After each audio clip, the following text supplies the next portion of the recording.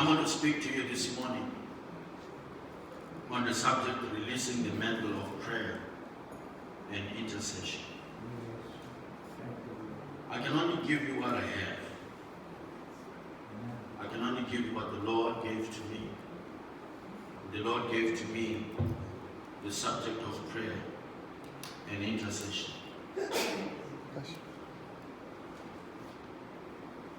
There are two realms of living. There are two realms of living. The spiritual and also the natural.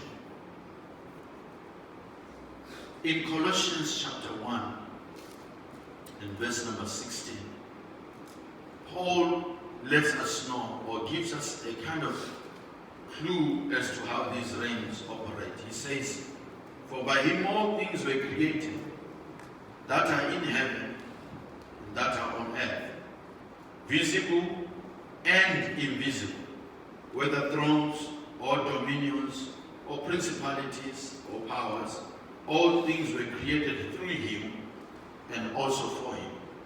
And so what Paul says then is that he says we have to be weary and understand that these two realms of living are very much as real as each other.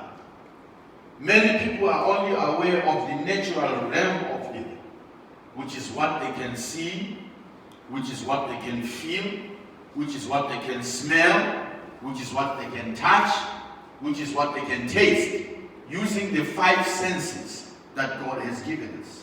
But I want to submit to you that according to the scriptures, the Bible says there is another world, the invisible world, the spiritual world that we cannot see with our physical, but it is so real that you can literally, if you are somebody who understands, you can be able to feel it all around you. The realm of the invisible or the realm of the spiritual can only be accessed spiritually. The realm of the physical can only be accessed physically.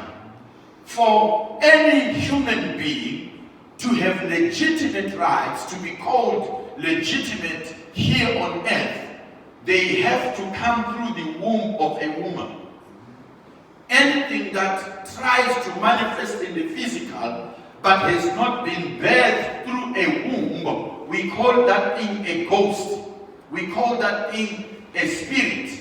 And it is not allowed in the realm of the physical. That's why it is natural for us, whenever somebody talks about ghosts and spooks and things like that, people are naturally afraid. Because it's another realm that we're not familiar with. But if it's another human being that can relate to being born of a woman, that we have seen grow and that is fully matured, we can relate to them because that is the legitimate channel through which physically man must manifest in the realm of the earth. But Paul says there is yet another realm, which is the realm of the spiritual. Now, in the realm of the natural, you will see or discover that God, the Bible says, has given us this realm. The Bible says in the book of Psalms, "For the earth he has given to the sons of men, but the heavens, even the highest heavens, belong to him." He says the heavens, the highest heavens, belong to me, but the earth have I given to the sons of men. He says the realm of the spiritual can be touched or can be understood by me, who is able as God to reveal it to you. But the one that you must be comfortable with is the realm of the natural. Please hear me so far, because where I'm going is going to be critical for you to hear me here. Words are spiritual. You cannot see them, but they have the power to change the natural. Brother Mike, if you can please stand up.